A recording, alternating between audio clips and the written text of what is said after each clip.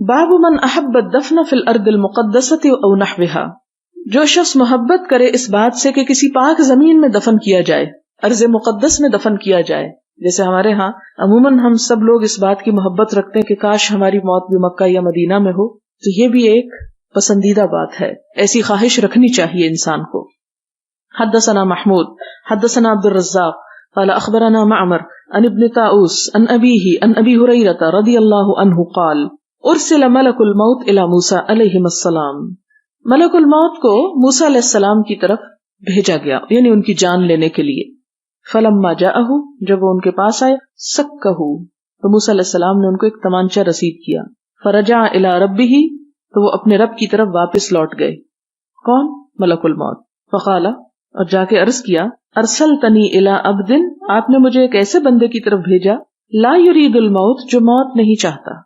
فرد اللہ علیہ عینہ، تو اللہ تعالیٰ نے ملک الموت کی آنکھ واپس دے دی، یعنی وہ انسانی شکل میں گئے تھے، اور کہا یہ جاتا ہے کہ ابتدا میں انسانی شکل میں ملک الموت آتے تھے، لہٰذا موسیٰ علیہ السلام نے جب ہاتھ مارا تو ان کی آنکھ پھوٹ گئی، لہٰذا اللہ تعالیٰ نے ملک الموت کو اس کی آنکھ لوٹا دی. وقال، اور فرمایا، ارجع، جاؤ واپس، پھر جاؤ. فقل لہ، اس کو کہو، یدع یدہ علی متن ثور، کہ وہ رکھے اپنا ہاتھ بیل کی پیٹھ پر.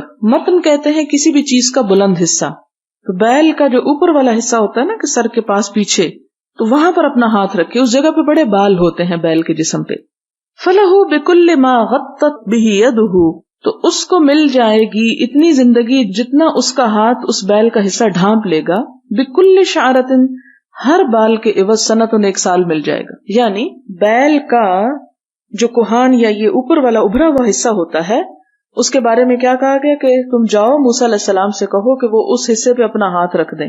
اور لگتا ہے کہ موسیٰ علیہ السلام کا ہاتھ کافی بڑا تھا اور بھاری تھا، تو جتنے بال اس ہاتھ کے نیچے آئیں گے اس میں سے ہر بال کے عوض ایک ایک سال مل جائے گا.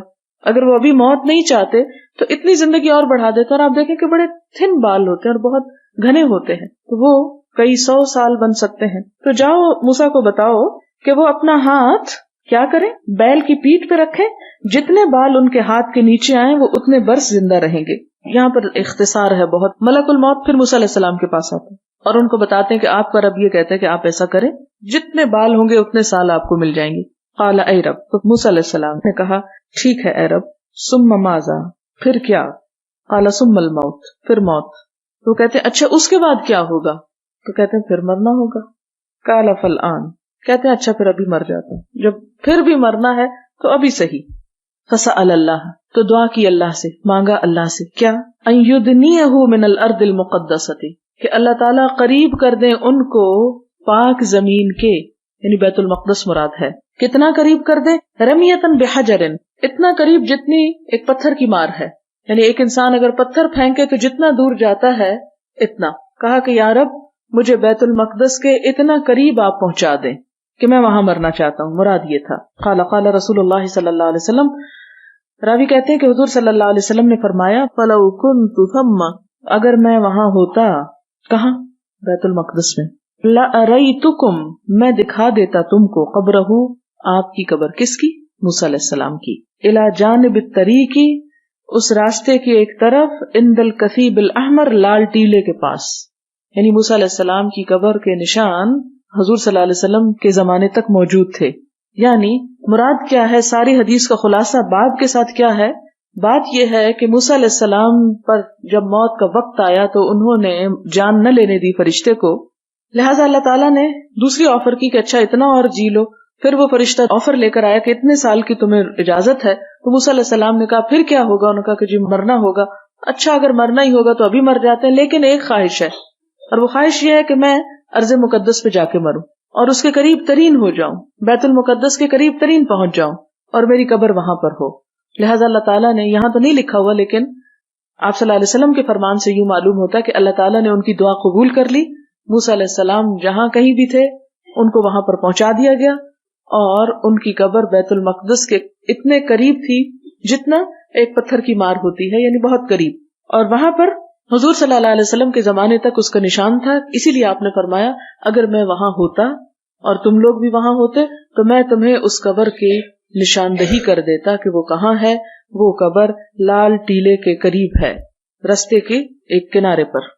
تو اس سے امام بخاری بتانا ہمیں یہ چاہتے ہیں کہ ہمیں بھی یہ تمنا رکھنی چاہیے کہ ہم اچھی جگہوں پر دفن ہوں. آپ کو یاد ہوگا میں نے آپ کو یہ قصہ پہلے بھی بتایا تھا کہ خطیب بغدادی بہت بڑے عالم تھے. انہوں نے صحیح بخاری کریمہ المروزیہ کو 3 دن میں سنا دی تھی. وہ پہلی دفعہ نہیں پڑھ رہے تھے نا، اس لیے بہت دفعہ پڑھ چکے تھے. اور ان کے ہاں ایک ہی دفعہ نہیں پڑھی جاتی تھی. ایک دفعہ پڑھنے کے بعد پھر جب کسی اور عالم سے ملاقات ہوتی جو وہ پڑھا ہوا ہوتا تو اس کو پھر سناتے. اور وہ یہ فخر سے بتاتے تھے کہ میرے پاس اس کتاب کی اتنی سندیں موجود ہیں، میں اس کتاب کو اتنے لوگوں سے پڑھ چکا ہوں. یہی وجہ تھی کہ ان کے اندر علمی وسعت بھی تھی، ذہنی وسعت بھی تھی، اور دلوں میں وسعت بھی تھی. ہمارے ہاں تو اگر کوئی ایک جگہ سے پڑھ لے تو اس پہ پابندی لگ جاتی ہے کہ تم نے اور کہیں نہیں جانا، اگر یہاں پڑھنا تو یہاں پڑھو، نہیں تو کہیں اور چلے جاؤ. نہیں، علم جہاں بھی ہو انسان کو وہاں سے اسے حاصل کرنا چاہیے. لیکن یہ یاد رکھے کہ اہل علم سے، جو حلا سے نہیں. اور جاہل ہونے کی علامت کیا ہوتی ہے؟ تعصب. بہرحال یہ تو ایک سائڈ کی بات تھی. خطیب بغدادی مکہ گئے. ایک کام تو یہ کیا کہ 3 دن میں کریمہ مروزیہ ایک خاتون تھی، 100 سال کی ہو کے فوت ہوئی. بہت سے لوگوں نے ان سے بخاری پڑھی. مکہ ہی میں رہتی جو لوگ حج کرنے آتے وہ آ کے ان سے سند حاصل کرتے تھے ان کو سنا کر. اب تو ہم مکہ کس لیے جاتے ہیں کہ ٹوٹی پوٹی نمازیں پڑھی اور باقی وقت بازاروں میں گھوم لیا، اس کی بڑی اٹریکشن ہے. لیکن وہ لوگ کیا ہوتا تھا کہ حج کرنے کے ساتھ ساتھ کیا تلاش کرتے تھے کہ اہل علم کہاں ہے، وہاں پہنچے. بہرحال وہ ان کے پاس پہنچے، بخاری پڑھی، زمزم پیا، اور زمزم پی کے 3 دعائیں مانگی. ایک تھی کہ اللہ بغداد کی ایسی تاریخ لکھنے کی توفیق دے جو میرے بعد کوئی نہ لکھ سکے، اور ابھی تک تو کوئی نہیں لکھ سکا ویسی، یہ 14 جلدوں میں لکھی تھی انہوں نے. دوسری بات یہ کہ مجھے بغداد کی جامع مسجد میں درس دینے کا موقع عطا کر، کیونکہ بہت بڑا شرف تھا کہ بغداد کی جامع اور وہاں کوئی شخص تعلیم دے لوگوں کو. اللہ نے وہ دعا بھی قبول کی. تیسری دعا یہ مانگی کہ اللہ بشر الحافی کے ساتھ قبر دینا، وہاں دفن کیا جاؤں. بشر الحافی کا نام آپ نے سنا ہوگا، بہت بڑے بزرگ تھے، اللہ والے تھے، تو مجھے بھی ان کے ساتھ قبر ملے.